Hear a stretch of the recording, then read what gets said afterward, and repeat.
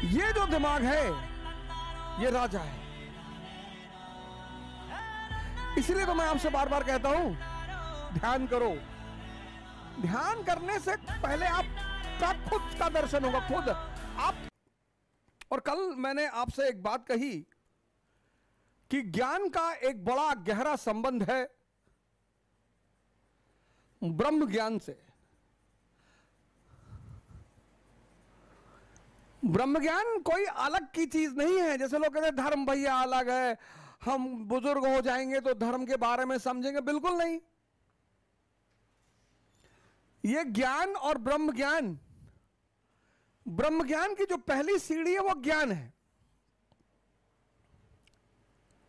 लेकिन अनिवार्य सीढ़ी नहीं है। यह भी एक बड़ी अजीब सी बात है। ज्ञान और ब्रह्म ज्ञान, जिसका दिमाग खुला है, जिंदा। मैंने आपसे कहा ना, दुनिया में दो तरह के लोग हैं। एक जिनका दिमाग जिंदा है, अलाइव,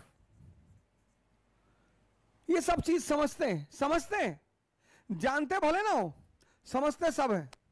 और एक जिनका दिमाग मरा हुआ है, डेड।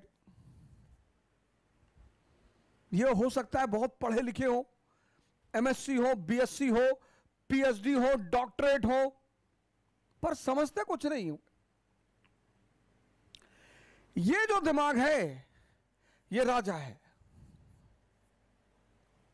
इसलिए तो मैं आपसे बार बार कहता हूं ध्यान करो। ध्यान करने से पहले आपका खुद का दर्शन होगा, खुद आप पहले खुद से मिलेंगे। अभी तो आप खुद से ही नहीं मिले हुए हैं। आपको चोट लगी तब आपको पता चला कि आपका पैर है, आपको सर में दर्द हुआ तो आपको पता चला आपके पास सर भी है। ध्यान का जो पहला चरण है वो स्वयं से मुलाकात है, स्वयं से, खुद से। उसी का बृहद रूप है खुदा। अल्लामा इकबाल साहब जो हैं कश्मीर के पोएट, उनका पूरा सिद्धांत ही यही है, खुदी। हमारे कश्मीरी मित्र हैं बहुत सारे, बड़े अल्लामा इकबाल साहब के बड़े फैन हैं, लेकिन उनका वो जो कॉन्सेप्ट है खुदी का, जहां से रास्ता बनेगा खुदा के लिए, खुदा की कहानी खुद से शुरू होगी। और ध्यान स्वयं से परिचय है। जब खुद को जान गए तब तो किसी और को जानेंगे, अपने को जानते ही नहीं। ये जो जिंदा दिमाग है ये राजा है दुनिया में, और ये जो मरा हुआ दिमाग है ये प्रजा है।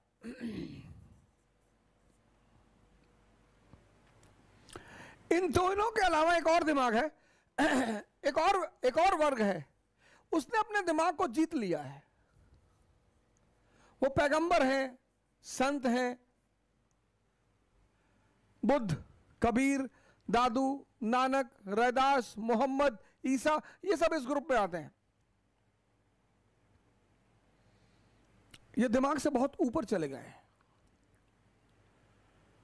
अब कबीर शिक्षा नहीं ग्रहण किया लेकिन ब्रह्मज्ञानी है। रविदास सामान्य शिक्षा नहीं है लेकिन ब्रह्मज्ञानी है। तो ज्ञान और ब्रह्मज्ञान का बड़ा अंतर्निहित संबंध है। आप यूरोप का जब इतिहास पढ़ोगे तो पहले क्या हो रहा है, रेनेसांस,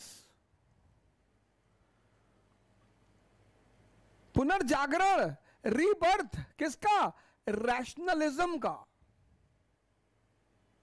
फिर हो रहा है रिफॉर्मेशन, किसमें, धर्म में। जब रेनेसांस हुआ, जब जिंदा दिमाग वालों की संख्या बढ़ी, तब उन्होंने कहा कि नहीं यार, ये तो गलत हो रहा है, ये धर्म की ये चीज गलत है, धर्म की ये चीज अप्रासंगिक है, इररिलेवेंट है। तो उन्होंने छटाई शुरू की, तो हुआ रिफॉर्मेशन।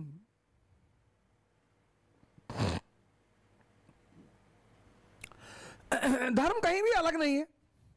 तो हम जो क्रांति की कहानी पढ़ रहे हैं वो सिर्फ क्रांति की कहानी नहीं है। हर स्टेप पर स्टेप पर दो चीजें हैं, एक जो कहानी है वो, और दूसरा उस कहानी से जो सामान्य जीवन का दर्शन निकलता है वो।